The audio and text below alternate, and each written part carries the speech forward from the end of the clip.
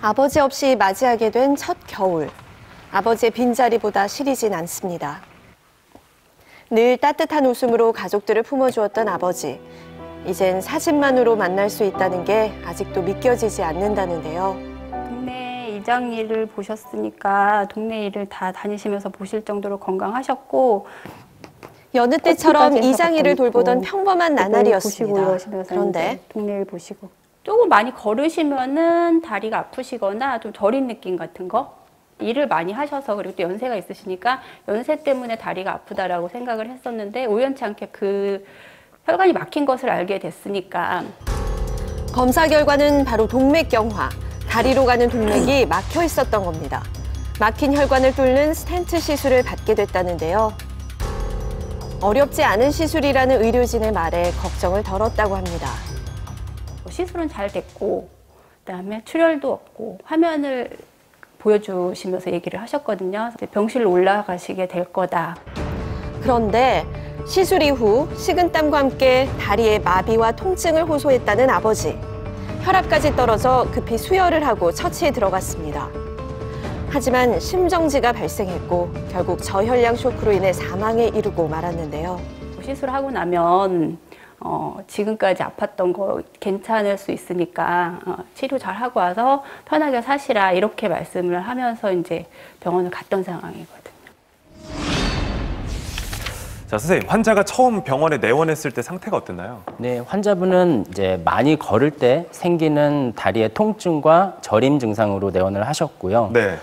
동맥경화증에 의한 혈관의 완전 막힘을 검사해서 발견하게 되었습니다. 네, 그렇군요. 이 사진을 보시면은 하지혈관 CT 사진이고요. 네. 이렇게 하얗게 보이는 굵은 것이 대동맥이고 이 배꼽 위치 쪽에서 양측, 우측과 좌측으로 대칭적으로 두 갈래로 나뉘어져야 합니다. 근데 이쪽이 좀 하얀 부분이 좀 적네요. 네, 맞습니다. 오른쪽 다리로 가는 혈관은 비교적 잘 유지가 되고 있는 반면 왼쪽 다리로 가는 혈관은 완전히 막혀서 보이지 않는 상황으로 볼 수 있습니다.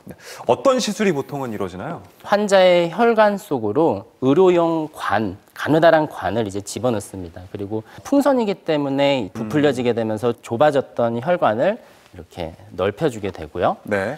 그 겉을 둘러싸고 있던 스텐트도 같이 늘어나게 됩니다. 풍선을 다시 수축시켜서 혈관 밖으로 빼게 되고요. 네. 스텐트만 남아서 동맥벽이 다시 이제 좁아지지 못하도록 지탱을 해주는 역할을 하게 됩니다. 네. 사례자도 이 단계에 따라서 스텐트 시술이 정상적으로 이루어졌고요. 근데 환자가 왜 갑자기 사망을 하게 됐습니까? 환자에게 합병증을 의심할 수 있는 그런 변화가 발견이 되어서 추가적으로 검사를 시행하게 됐습니다. 지금 이 사진들이 그 시술 이후에 좀 안 좋은 징후들이 포착된 사진인가 봐요? 네, 맞습니다. 네. 보시면 아까 보이지 않았던 왼쪽 다리로 가는 혈관이 스텐트 시술 이후에 명확하게 잘 확장이 보이고 됐네요. 있는 것을 확인하실 수 있고요.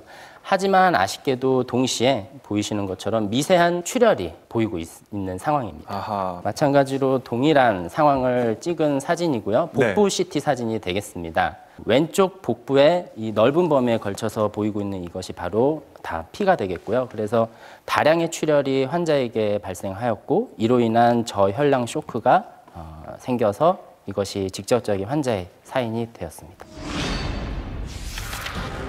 가족은 의료진이 충분히 출혈을 막을 수 있었다고 주장합니다.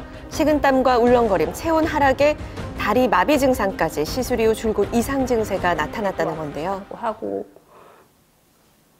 숨쉬기는 게 일단 너무 힘들어 하셨고 그다음에 다리가 아프고 다리가 터질 것 같고 뭔가 문제가 있다라는 생각을 분명히 했을 수 있을 거라고 생각을 하거든요. 그 부분을 놓치지 않았나 그렇게 생각을 하고요. 이에 해당 병원은 환자의 심장 혈관 상태가 좋지 않아 쇼크가 발생한 것이며 이후 혈압 상승제와 수액요법 그리고 수혈을 시행했으나 회복되지 않았고 의료 분쟁 조정 중재원의 절차를 성실히 따를 계획이라는 입장을 밝혔습니다. 네, 가족들 주장은 시술 후 발생한 내부 출혈에 대한 처치가 늦어져서 환자가 사망에 이르게 됐다라는 것인데요. 네. 자, 변호사님, 가족들이 이렇게 주장하는 이유가 있죠. 네, 간호가정 기록지를 통해서 이 사건을 정리해봤습니다. 네, 보시면 네, 2시경부터 6시까지 시술을 마치고 6시 11분에 병실에 올라왔는데요. 당시 환자는 식은땀을 흘리고 있었습니다. 이 무렵에 환자의 활력 징후, 혈압은 80에 50 정도였는데요. 우리가 정상 혈압이 120에 80이니까 80에 50까지는 상당히 떨어져 있는 정도라고 볼 수가 있습니다. 네. 그리고 6시 16분에 울렁거린다고 호소를 했는데요. 네. 이때는 5분 만에 혈압이 정확하게는 64에서 42까지 떨어진 건데요. 혈압이 5분 만에 급격하게 변동이 된 부분이고요. 출혈을 의심할 수 있는 상황이었는데요. 실제 조치는 50분이 지나서 7시 43분에서야 응급수혈이 이루어지게 됐습니다. 가족들은 의료진이 환자의 출혈을 인지할 수 있었음에도 불구하고 이를 늦게 발견한 것이 의료 과실이라고 주장하고 있습니다. 자, 차트를 살펴본 흉부외과 전문의는 어떤 생각을 하고 있는지 이야기를 좀 더 들어보겠습니다. 흉부외과 전문의는 어떻게 생각할까요? 기록을 보면 처음에 스텐트 시술을 하고 그 다음에 어디 새는 데가 있는지 없는지를 보기 위해서 조영제를 쏘는데 그때 안 보입니다. 그런데 어디에선가 작은 균열이 있었던 거죠. 시간이 지날수록 점점 더 커졌을 것으로 생각이 들고요.